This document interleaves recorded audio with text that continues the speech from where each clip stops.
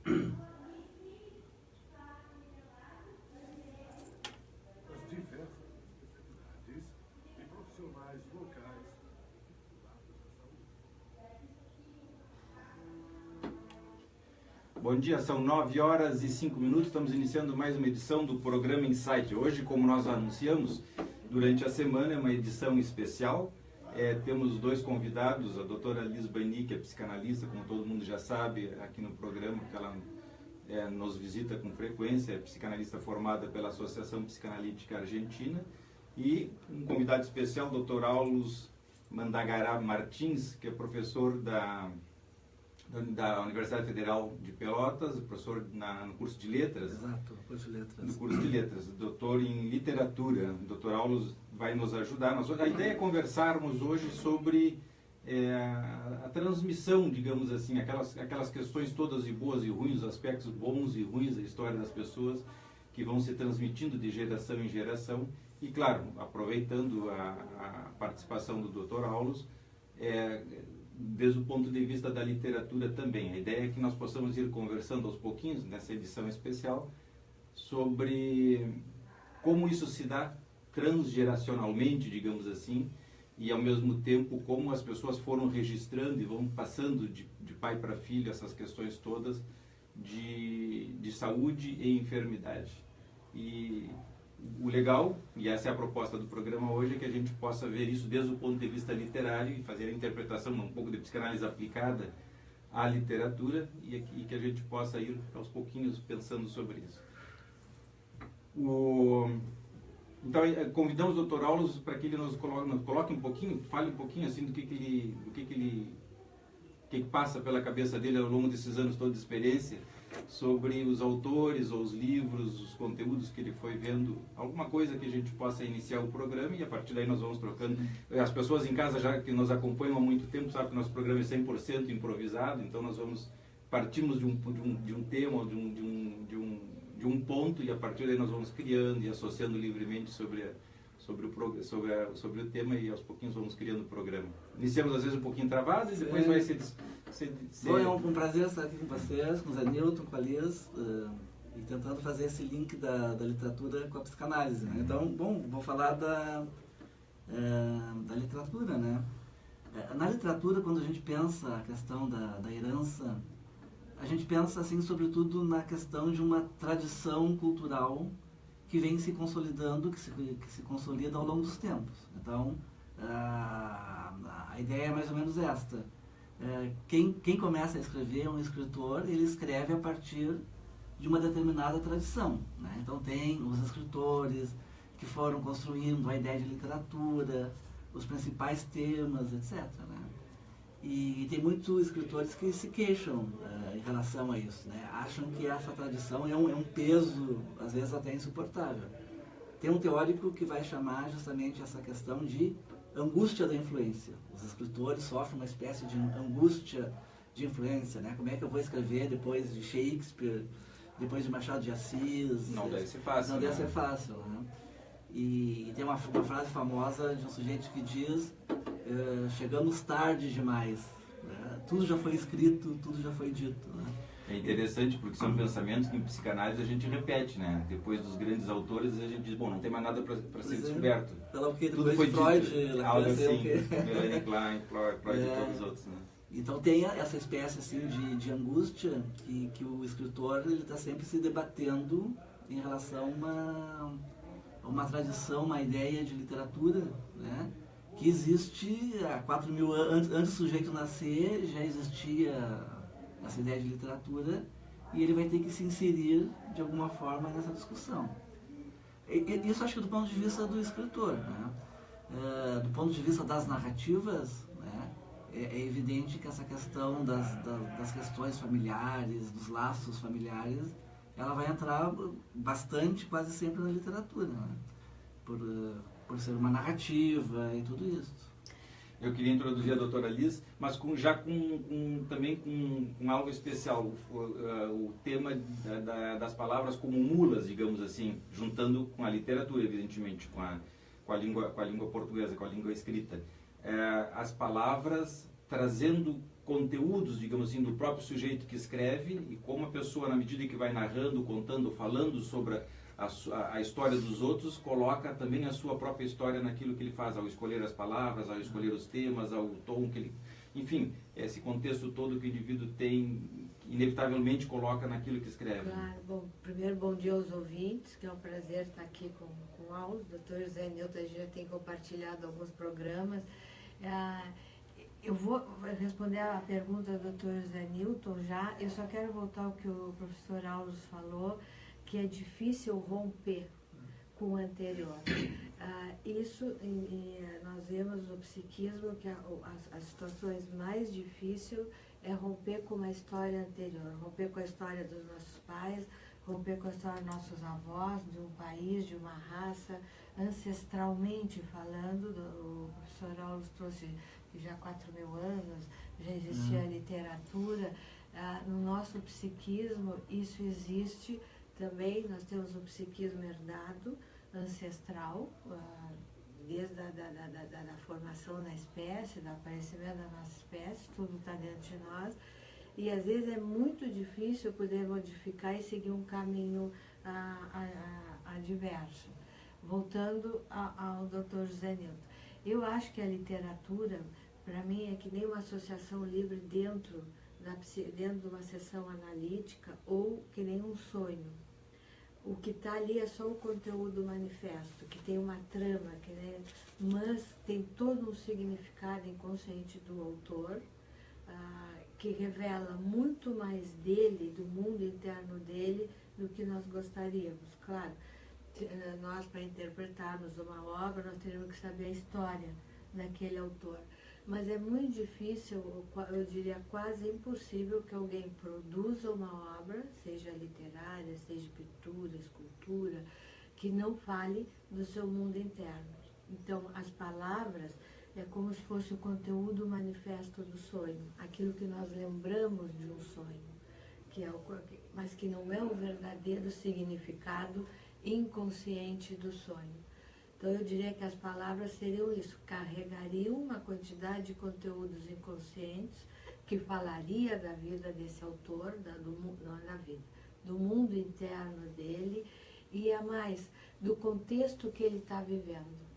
Nós não podemos separar, nós não somos um ser isolado do meio na qual nós vivemos.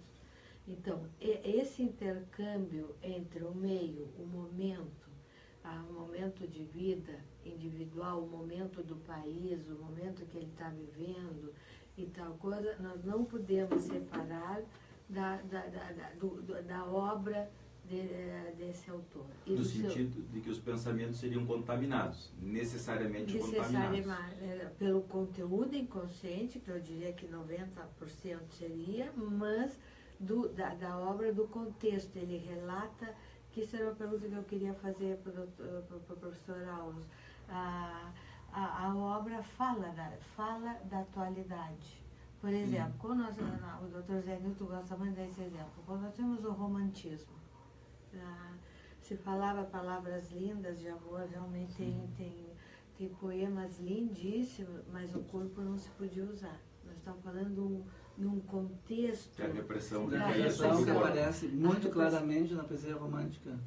Por isso, se dizia coisas sublimes, vamos assim dizer, lindas, mas o corpo não entrava. Em contrapartida, hoje todo mundo toca hoje no corpo e falam coisas muito nós temos autores brasileiros que falam do corpo. Por exemplo, uma poesia do Vinícius de Moraes, entra todo o corpo, toda a sensualidade do carioca, o que é muito diferente. Quer dizer, eu não sou literária. Não, mas os escritores são vítimas, digamos, de determinado contexto histórico. Histórico da atualidade, é que nem nós trazemos de Freud. Freud, essa é a base da psicanálise. Ninguém pode ser analista se não conhecer profundamente Freud, mas nós temos que entender ele dentro do contexto da qual ele vivia, 1880 até 1900. De muita repressão. De a muita sociedade repressão. Mudou, não se dá para aplicar exatamente. Evoluíram as teorias, mas segue sendo a base. Se nós não sabemos qual seria destino de morte, destino de vida, transferência, toda a base Energia de psíquica, energia pra quem psíquica, tem atéxia. Tomou o econômico. Não é psicanalista. Para ser psicanalista tem que ter, eu digo, os alicerces, as estacas, as persintas em Freud. A partir daí se constrói as paredes, segundo andar, outros terceiro autores. andar, com outros autores. Mas nós temos que entender o contexto histórico dele. Nós não podemos interpretar, por exemplo, uma mulher em 2017, que nem ele em 1905, quando ele descobriu a teoria da sexualidade, escreveu pelo menos. Então, é diferente. Sim. Eu acho que os escritores Isso aparece muito quando fala a questão do corpo no romantismo. não existiam. Lendo alguns poemas hoje, fica até ridículo, né, em determinado momento. A O Casimiro da época? O Casimiro de Abreu tem um poema, assim, muito sintomático disso, que acho que é Amor e Medo. Então ele está falando lá com uma garota e diz, amo, mas tenho medo. Então se eu te tocar, se eu me aproximar de ti, tu vais arder feito um fogo. Hoje Então sim. ele casto ele não se aproxima respeitando, e ele diz que, apesar do desejo todo, ele reprime, porque ele quer ser uma espécie assim, eu não me lembro, de um carvalho protegendo a florzinha delicada. Claro. Por isso, A repressão total do corpo, ou Do seja, não se corpo. podia tocar no corpo. Não O se corpo- toca no corpo. hoje não se toca no psiquismo, nos afetos, se toca no O corpo é muito Os afetos tocado. vêm, se vierem, vêm depois. De qualquer forma, o corpo existia e era tocado, só não na frente dos adultos, na frente da sociedade, era Mas a escondido. repressão muito maior. Com certeza. As vestimentas, as várias capas de E vestimenta. roupas de dormir com um furinho na frente, toucas e coisas assim, que mostravam uma repressão sexual enorme. Mas eu lembro sempre, eu já disse aqui na rádio, contei várias vezes, que uma ocasião eu perguntei para minha avó, já com 92 anos de idade, como eles namoravam na época dela. E ela me respondeu de forma muito graciosa, me disse, ué, fazíamos o mesmo que você, só nos escondíamos mais. Ou seja, A mecânica sempre foi a mesma, né? a mecânica sempre foi a mesma. Não, é difícil. A permissão que era diferente. Mas igual a repressão caía mais sobre o corpo. A pessoa Sim, até totalmente. podia fazer, mas a crítica era muito maior, o castigo era muito maior pelo uso do corpo. E isso se reflete na literatura, evidentemente. que As Isso pessoas vai retratavam Então, esse daí momento. no romantismo havia uma obsessão dos poetas por mulheres adormecidas. Aí tá. Então, muitos poemas olhando com volúpia, mas a mulher adormecida. No momento que a mulher acordava, aquela magia se desfazia, porque, de fato, com a Claro. mulher acordada, a relação não podia ser tão idealizada ou sublimantizante assim. Claro, Claro. é verdade. É impressionante como se nota o tema, sobretudo o tema da repressão, né? Se a Não, gente pensar na sexualidade com os dois componentes, deixando o sublimatório de fora, para as pessoas que estão em casa e nos acompanham, a sexualidade tem 3 componentes, pelo menos da forma como nós estudamos: um componente corporal, um componente anímico ou afetivo e um terceiro componente que seria o sublimatório, que alguns autores concordam, outros não.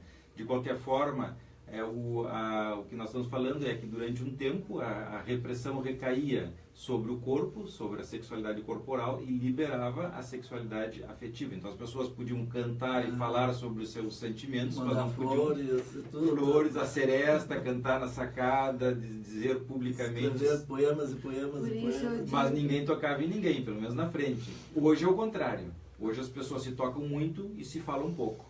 Por isso eu digo, se nós vermos a literatura, ela mostra o momento, o contexto, não só o Exatamente, contexto da sim. escola literária, o contexto Cultural. cultural, social, da qual o indivíduo está vivendo naquele momento. Eu acho bárbaro isso, porque eu sempre comparo a literatura a um sonho. O sonho, nós temos um conteúdo manifesto, que é aquele que nós lembramos, mas que não é o verdadeiro conteúdo dele.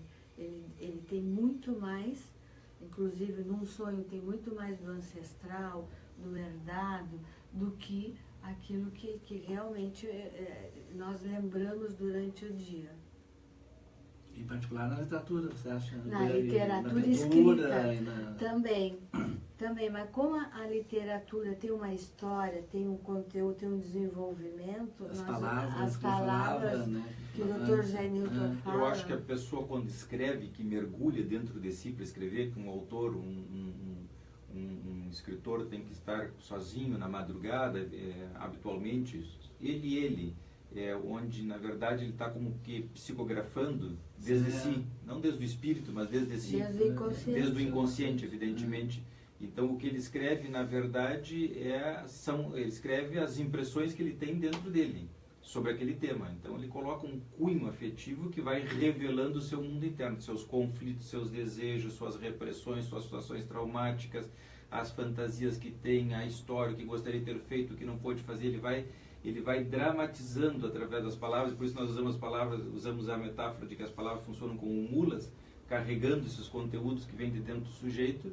E claro, com toda uma elaboração secundária, que tem que ver com o pessoal que é da área do processo secundário, do ego pré-consciente, onde finalmente dão um acabamento coerente no pensamento, de tal forma que as pessoas possam entender. Então entram funções egóicas no final, que fazem com que o indivíduo não perceba diretamente que aquilo tem que ver com o inconsciente, com o mundo interno de quem escreve, mas sim uma história que ele está contando de forma lógica, coerente, que tem início, meio e fim, que tem um tempo que não é o tempo interno, mas é o tempo do relógio externo, etc, etc, com relatos e narrativas que as pessoas possam entender como se fosse uma história real externa, quando na verdade é uma história interna, que também vai por baixo do pano, digamos assim, vai na esteira daquela história real que o indivíduo conta, tem a história individual. Então isso é o legal, o bonito na literatura. Mas ainda assim se comunica com leitores que são ali da mesma geração, não? Apesar de ser essa psicografia do inconsciente, se é que dá para usar essa expressão. A literatura também se comunica uma série de pessoas, né? Os livros são lidos e são entendidos de determinada maneira, em determinada época. Já está falando do romantismo, né? No romantismo, as pessoas liam de uma forma, hoje nós lemos de outra forma, né?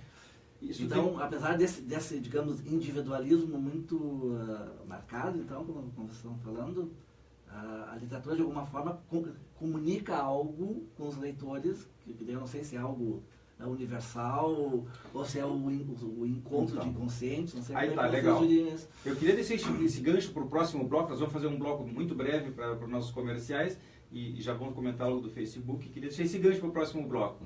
A universalidade e a transmissão, digamos assim, transgeracional da literatura, por que alguns autores se perpetuam de geração em geração e quando lidos, são tidos... Falam de fantasias inconscientes universais. Vamos deixar para o próximo bloco, arrancamos daí, nós vamos fazer um pequeno intervalo comercial. Antes, vamos anunciar para os nossos ouvintes e o pessoal também que nos acompanha no Facebook, que o Leandro Freitas não está conosco hoje.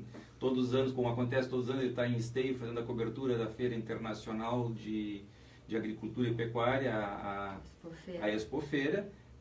O programa que vem ainda ele estará ausente, no seguinte, então, ele retorna como apresentador do programa Insight. Enquanto isso, nós vamos fazendo programas especiais e tentando preencher o espaço que o Leandro deixou pelo seu trabalho.